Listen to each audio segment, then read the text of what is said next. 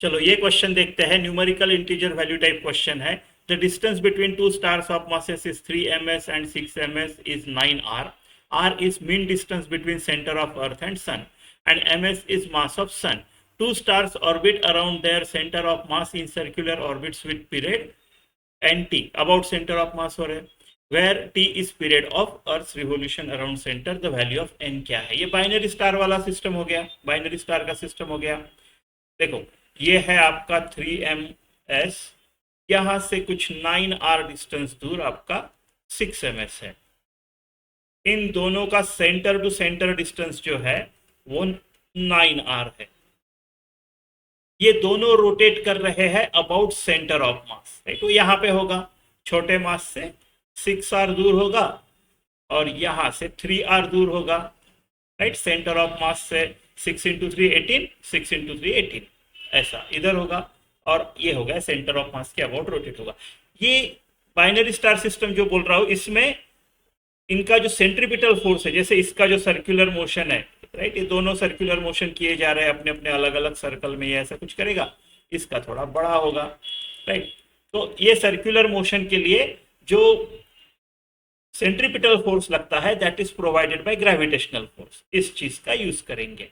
ठीक है, और दोनों हमेशा अपोजिट रहेंगे एक दूसरे को, तो दोनों का same velocity same time period रहेगा, दोनों हमेशा डायमेट्रिकली अपोजिट रहेंगे। नहीं तो centripetal force along the centre कैसे होगा ना, along the radius toward centre कैसे होगा। तो ऐसा है, ऐसा है। मुझे दोनों टाइम पीरियड निकालना है और अर्थ जो सन के चक्कर काट रहा है उसके कंपेयर करना है उसके साथ, और एन की वैल्यू निकालनी है। तो टाइम पीरियड के लिए मैं क्या करूंगा, 2πr राइट बाय v। तो 2π इसको कंसिडर कर रहा हूं मैं 3m वाले को। ठीक है, तो 2π सेंटर से इसका distance radius 6r, 2πr by v। v कैसे निकालेंगे? Centripetal force provides, centripetal force is provided by gravitational force. तो g 3ms 6ms gmm upon दोनों के बीच का डिस्टेंस 9r का स्क्वायर इज इक्वल टू 3 वाला लिया है मैंने, m v square by r यानी ऑर्बिट उसका रेडियस 6r, ऐसा है।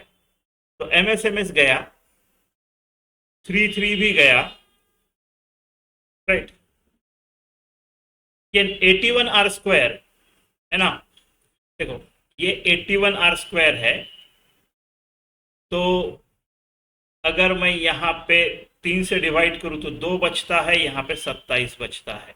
ठीक है, इसको 3 से डिवाइड करेंगे तो 9 बचता है। ये 4 और ये 9, 4/9 gms बाय r, इतना कुछ बचा है यहाँ पे, है ना। ये कट गया तो is equal to v square. तो मेरा v जो आया है वो है 2/3 और बाकी का रूट के अंदर, ऐसा आया है। तो मेरा टाइम पीरियड जो होगा वो क्या होगा, time period will be equal to 2πr/v। तो ये 12 हो गए, 12πr, राइट। सो 12πr अपॉन 2/3 रूट gm/r, ये हो गया आपका। ठीक है, अगर थोड़ा सा सिंप्लीफाई ही करना है तो इसको 2 6 3 18, मैं इसको 18π बोलूंगा, और ये r 3/2 r⁵ बोल दूंगा, और नीचे मेरा रूट gm बचेगा। ठीक है, ऐसे कुछ आएगा। अब इसको अर्थ के साथ कंपेयर करना है, अर्थ के लिए भी सेम 2πr/v करूंगा। तो अर्थ का जो वेलोसिटी है वो कैसे निकालूंगा, सेम सेंट्रीपिटल फोर्स।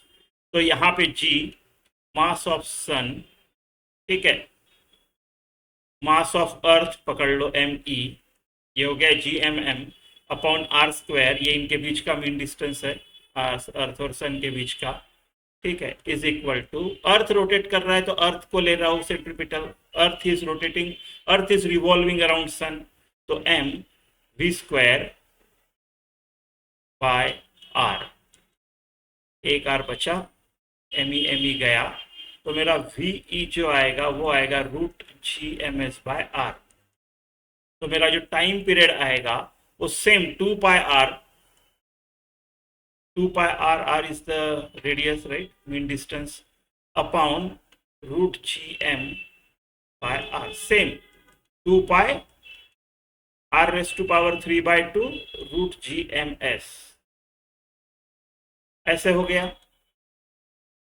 इसको इसके साथ कंपेयर करते हैं, है ना, इसको इसके साथ कंपेयर करते हैं, तो ये अर्थ 9n टाइम्स है ना, सो n टाइम्स t इस पीरियड ऑफ अर्थ का 2 पाई r⁻³ √GM। सब कुछ कट गया, बचा 9, सो n इज इक्वल टू 9 आ जाएगा आपका।